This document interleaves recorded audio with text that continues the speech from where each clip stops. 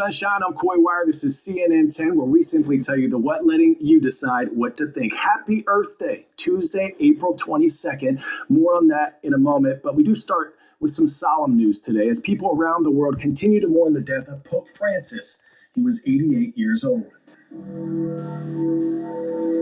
Bells tolled in the Vatican after the Pope's death was announced Monday. And despite his poor health, Pope Francis had spent the past week actively serving the Catholic Church, making significant appearances during the Holy Week.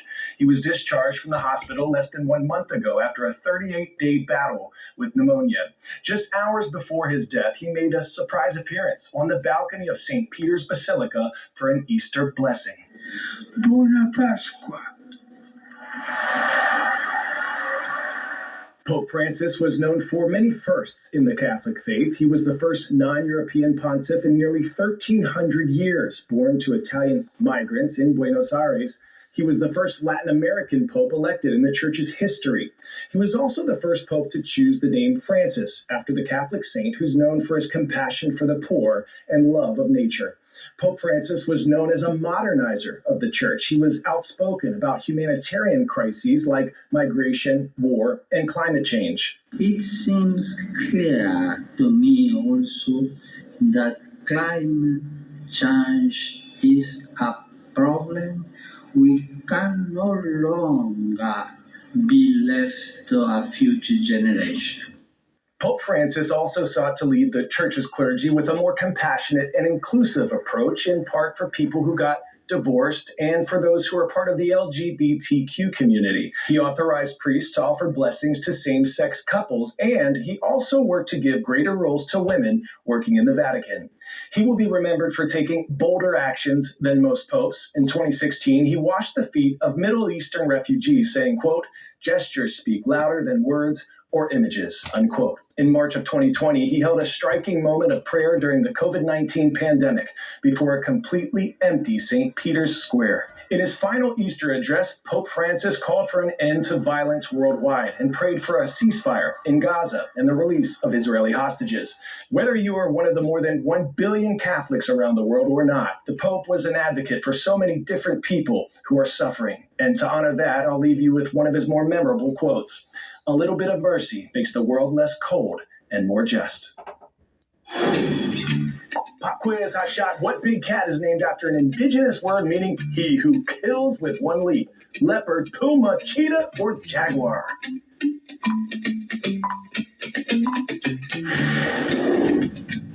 If you said jaguar, you're right. The largest feline in South America gets its name from the word jaguar, considered the root of the name for the animal in a number of South American indigenous languages.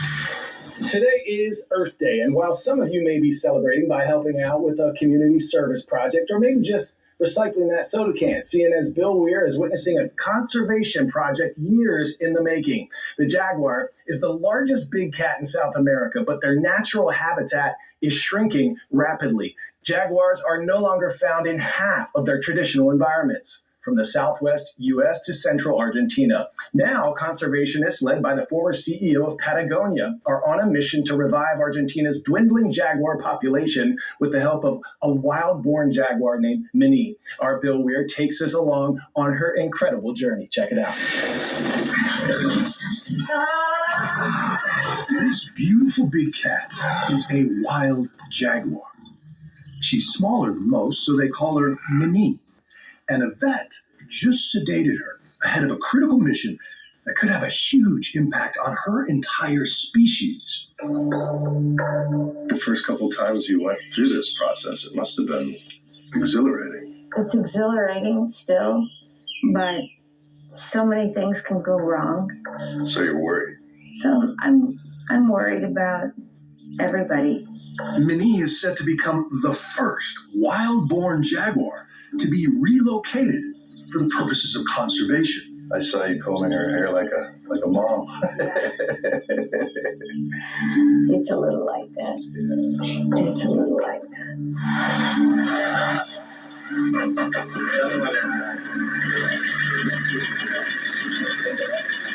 Christine Tompkins used to be the CEO of the apparel brand Patagonia. She is now an icon of species conservation and earth repair. Along with her late husband Doug, founder of the North Face, the couple was so inspired by the success of the U.S. national park system that they wanted to replicate it in South America.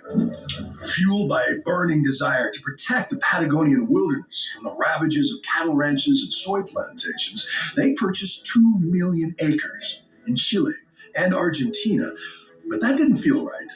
So they decided to give it all away in the largest private land donation in history. Crazy though it may have seemed to them then, we were doing what we were saying. Minnie's new home is here in El Impenetrable National Park. It sits within the second largest continuous forest in South America, called Gran Chaco, stemming from an indigenous word meaning hunting land, and hunt they did. Over centuries here, ranchers hunted the big cats until they were nowhere to be found. But then in 2019, hope! A park ranger discovered the tracks of a solitary male jaguar, and then a second one a little later on. The only problem, no females to mate with, meaning these lone males might have been the last ones left. After a bumpy and dusty ride through the Gran Chaco forest, Minnie's finally set for the first stage of her release.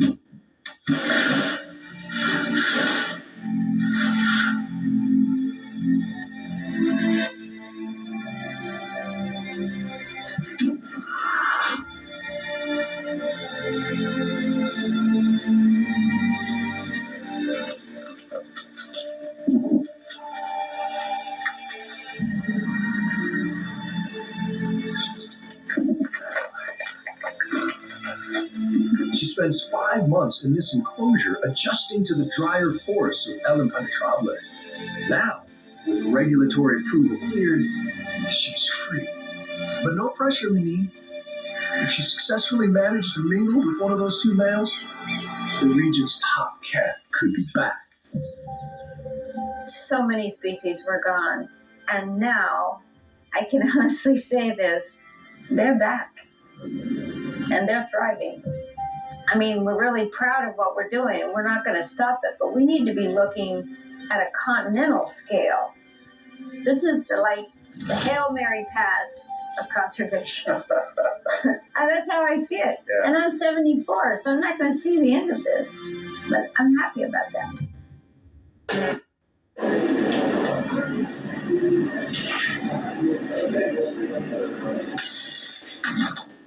Squarespace.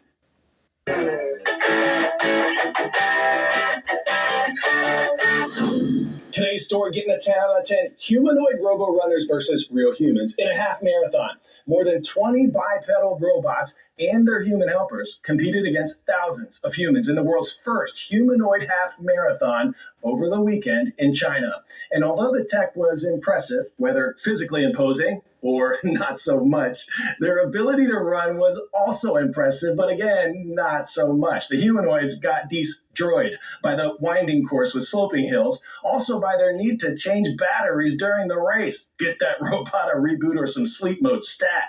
They also got glitched by their human opponents. The fastest robot came in at 2 hours and 40 minutes. The fastest human, 1 hour and 2 minutes. Though the bots got humbled by humans, the race was still symbolic in a way of the nations across the world racing to improve their humanoid technology. All right, we have an extra 10 out of 10 today, and this one is going to you. Check out the moment you all pushed CNN 10 to more than 1 million subscribers on YouTube. Thank you for all the love and the support. Thank you for making us part of your day. And we're still searching for your suggestions on what we're going to do to mark this glorious occasion. That is soon to come. All right, our shout out of the day is going to all our subscribers up in West Lafayette, Indiana, especially those Red Devils at West Lafayette Intermediate School. Rise up. Remember, tomorrow is hashtag Your Word Wednesday. You know the drill. Follow me at CoyWire on the socials, Instagram, TikTok. Put your unique vocab word and definition in the comment section of a most recent post, along with your school, your teacher's name, and mascot if you'd like. And we're going to choose one winner who's going to help us write tomorrow's show with your word. Going out and making an awesome day, everyone. I'm Coy Wire, and we are CNN 10.